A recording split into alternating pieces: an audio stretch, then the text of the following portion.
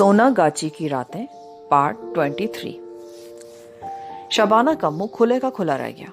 नजमी ने आज तक उसे ये बात नहीं बताई थी। शबाना का नजमी के आना जाना कभी कभार ही होता था। उसका घर अंदरूनी शहर लोहारी दरवाजे के अंदर एक गली में था। नजमी की माँ को देखकर शबाना को यह ख्याल जरूर आता था कि उसकी उम्र इतनी ज्यादा नहीं है। अब नजमी ने उसे बताया कि जब वो 2 बरस की थी तो उसकी हकीकी माँ का इंतकाल हो गया था और उसके अब्बू ने दूसरी शादी कर ली थी। लेकिन सौतेली माँ ने नजमी को अपनी औलाद की तरह पाला था। नजमी के 2 सौतेले भाई भी थे जो उम्र में उससे बड़े थे और कोहे मरी के स्कूल में पढ़ते थे। नजमी कह रही थी, मेरी सौतेली माँ की एक ही कमजोरी है और वो है दौलत। दौलत हासिल करने के लिए वो कुछ भी कर सकती है। परवेज के माँ बाप उसे बहुत कुछ दे रहे हैं। अब तुम ही बताओ मैं क्या करूं। नदीम खुद बड़ा परेशान है। वो कहता है कराची भाग चलते हैं, वहां जाकर शादी कर लेंगे, सब ठीक हो जाएगा। मगर मैं अपने बाप की बदनामी का बायस नहीं बनना चाहती। अगरचे वो मेरी सौतेली माँ के ज़ेरे असर है और उनमें अखलाकी जुर्रत नहीं है, लेकिन वो मेरे वालिद हैं। मैं उनसे प्यार करती हूँ और उनकी इज्जत खाक में मिलाने का मैं सोच भी नहीं सकती। शबाना सिवाय तसल्ली देने के नजमी के लिए कुछ नहीं कर सकती थी। उसने नजमी को इतना जरूर कहा कि घर से भागने का ख्याल कभी दिल में ना लाना। मैं तुम्हारे अब्बू जान से बात करती हूँ, हो सकता है वो इस ब्याह को रुकवा दे। नजमी बोली, मगर अब तो मंगनी भी हो चुकी है। परवेज की माँ ने मेरी माँ को हीरे की अंगूठी दी है। अब्बू जान अब शायद कुछ नहीं कर सकेंगे। शायद मेरी किस्मत में यही लिखा था। नजमी ने सर झुका लिया। उसकी आंखों से टप टप आंसू गिरने लगे। नजमी ने शबाना को मना कर दिया कि वो उसके अब्बू से कोई बात नहीं करे, क्योंकि उनसे बात करने का कोई फायदा नहीं था। नजमी के सामने अब एक ही रास्ता रह गया था कि वो अपनी खाला को कहकर ये शादी रुकवाने की कोशिश करे। खाला बड़ी दरवेश सिफत खातून थी और नजमी से प्यार भी करती थी। जब नजमी ने खाला से सारी बात की तो वो सोच में पड़ गई।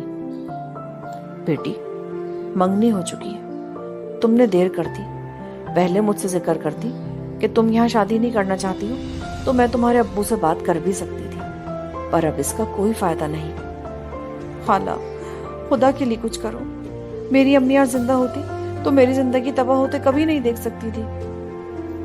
खाला को अपनी मरहुमा बहन का ख्याल आ गया। उसने कुछ सोचकर कहा, एक तरकीब हो सकती है। मैं शाहपरी की चौकी दिलवाती हूँ, तुम्हारी सौतेली माँ को भी बुलवाऊंगी। तुम ऐसा करना, अपनी किसी सहेली से कहना कि जब शाहपरी मुझ पर हाजिर हो जाए तो तुम्हारे बारे में मुझसे सवाल करे। मुझे यकीन है कि शाहपरी इस बेइंसाफी के खिलाफ तुम्हारी सौतेली माँ की सरजनिश करेगी। मुमकिन है तुम्हारी माँ शाहपरी के कहने पर इस शादी से बाज आ जाए। नजमी अपनी सौतेली माँ की तबीयत से वाकिफ थी। वो जानती थी कि दौलत के सामने वो किसी को खातिर में नहीं लाती, मगर खाला के इसरार पर उसने यह हरबा भी आजमाने का फैसला कर लिया। नजमी की खाला का घर रंग महल की एक तंग गली में था। खाला ने ऐलान कर दिया कि वो इस जुमरात को चौकी दिलवा रही है। उसने नजमी के घर भी पैगाम भिजवा दिया। नजमी की माँ ने सोचा कि वो शाहपरी से नजमी की शादी के सिलसिले में पूछेगी कि लड़के वालों से और क्या कुछ ऐठा जा सकता है। नजमी ने शबाना को भी साथ चलने के लिए तैयार कर लिया। चौकी का वक्त दिन के 9 बजे का था। नजमी शबाना को लेकर यूनिवर्सिटी से सीधी रंग महल खाला के मकान पर आ गई। मकान की बैठक को झाड़ पोंछ कर साफ सुथरा कर दिया गया था। फर्श धोकर चांदनी का फर्श बिछा दिया गया था। दरमियान में फूलदार जाजम के ऊपर 2 तरफ पीतल की गुलाबदानियां रखी थी। दरमियान में पीतल ही के बड़े गुलदान में गुलाब के फूलों का बड़ा गुलदस्ता सज रहा था। एक जानिब चौकी पर तश्त फलों से भरा पड़ा था, जिस पर मलमल का रुमाल डाल दिया गया था। सामने दीवार पर पश्मीने की कश्मीरी चादरें, जिनको कश्मीरी फरदने कहते हैं, लटक रही थी। नीचे 2 गांव तकिए लगे थे। यहाँ नजमी की खाला को बैठकर हाल खेलना था। नजमी बचपन से ही खाला को शाहपरी की चौकी दिलवाते और हाल खेलते देखती आई थी। उसके लिए कोई नई बात नहीं थी। शबाना के मोची दरवाजे वाले घर में जो शीश महल था, वहां भी उनकी रिश्तेदार औरतें कभी कभी आकर चौकी दिलवाया करती थी। शबाना भी बचपन से ही औरतों को हाल खेलते देखती आई थी। नजमी अपनी सहेली शबाना के साथ खाला के घर में दाखिल होकर सीधी ऊपर वाली मंजिल में खाला के पास आ गई। दोनों ने खाला को सलाम किया। खाला साफ सुथरा सफेद पाकीज़ा लिबास पहने चारपाई पर बैठी थी। उनकी बेटी ताहिरा उनके बालों में कंघी कर रही थी। फिजा में इतर फलील की खुशबू उड़ रही थी।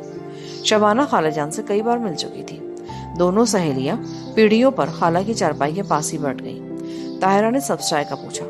शबाना ने शुक्रिया अदा करते हुए कहा कि वो यूनिवर्सिटी से चाय पी कर आ रही हैं। खाला मुस्कुराते हुए बोली, وہ تو کالی چائے ہوگی، ہم تمہیں سبز کشمیری چائے پلائیں گے۔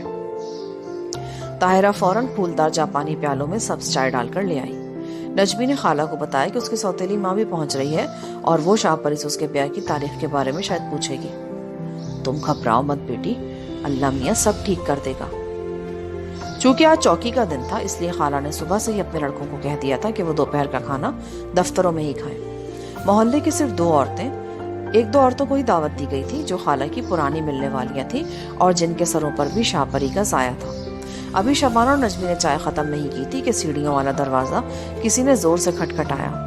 خالہ نے طاہرہ کی طرف دیکھ کر کہا، جیو میراسن آ گئی ہوگی، اسے اوپر بلا لو۔ طاہرہ بڑی تیزی سے سیڑھیاں اتر کر گئی اور پھر سیڑھیوں میں جیو میراسن کی آواز بلند ہوئی، اور اب بھاگ لگائے رکھے، خیر رکھے، دارا کہاں ہے خیر نال؟ اوپر ہے امی ماسی۔ جیو میراسن اس گھر کی بڑی پرانی دوست تھی اور طاہرہ اور اس کے گھر والے کے دوسرے افراد اس کا بے حد احترام کرتے تھے، اسے ماسی کہہ کر بلاتے تھے۔ جیو میراسن اپنی 2 جوان بیٹیوں کے ساتھ اوپر آ گئی۔ آتے ہی اس نے آگے بڑھ کر نجمی کی خالہ کا ماتھا چوما اور ہاتھ باندھ کر بولی، دارا میرے حق میں دعا ضرور کرنا شاہ پری سے، تمہارا بھانجا کوئٹ جانا چاہتا ہے۔ دارا نے جیو میراسن کی طرف دیکھ کر کہا، جیو جب شاہ پری آئے گی تو تم خود سوال کر لینا اس سے، تمہیں تو وہ جانتی ہے۔ جیو میراسن دعائیں دیتے ہوئے بولی، مولا مشکل کو شارنگ لائے گا، خیر نال تبلے کی جوڑی میں نیچے بیٹھک میں ہی رکھائی ہوں، چمبیلی کا عطر منگوا لیا ہے نا؟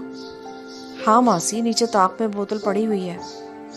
جیو میراسن کی بیٹیاں بھی بلائے لے رہی تھیں، بار بار ان کے منہ سے دعائیں نکل رہی تھیں۔ شبانہ اور نجمی نے انہیں 11 روپے نظر پیش کی تو میراسن نے باری باری دونوں کے ماتھے چوم کر انہیں ڈھیروں دعائیں دی۔ پھر طاہرہ کی طرف دیکھ کر بولی، پتر تبلے کے لیے تھوڑا آٹا گوندھ کر رکابی میں رکھ دینا۔ اتنے میں نجمی کی ماں بھی آ گئی، وہ اپنے ساتھ پھل کی ٹوکری لائی تھی۔ نجمی اور شبانہ کو دیکھ کر وہ حیران سی ہوئی، اسے نجمی کا وہاں اچھا نہیں لگا۔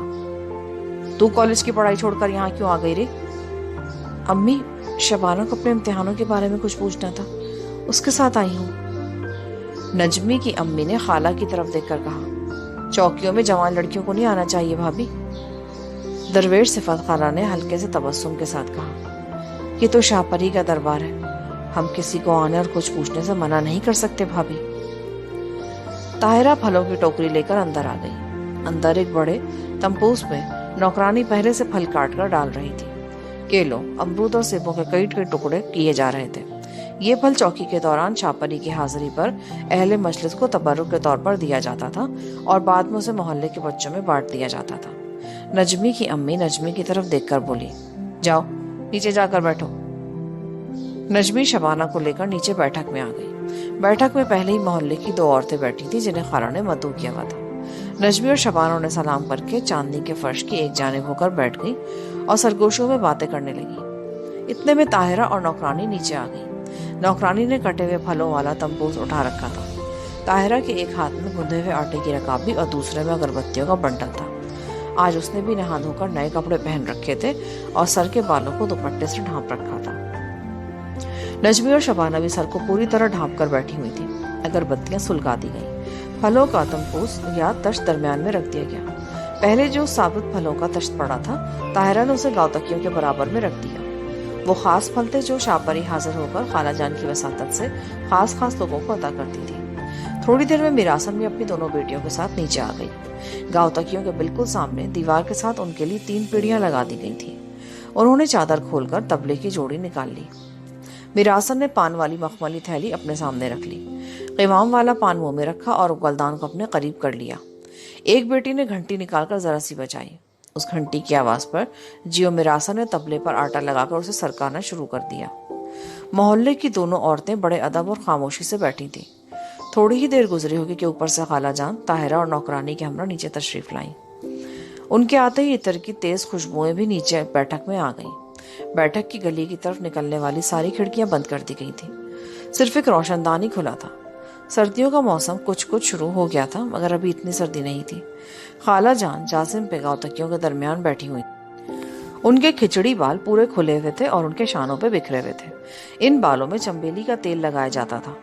بیٹھک کی فضا مختلف قسم کی دیسی خوشبوؤں سے بوجھل ہو گئی تھی مگر شبانہ ان خوشبوؤں کی عادی تھی۔ یہاں پر پارٹ 23 کا اختتام ہوتا ہے. مزید ریکارڈنگ کے لیے پارٹ 24 سماعت فرمائیں.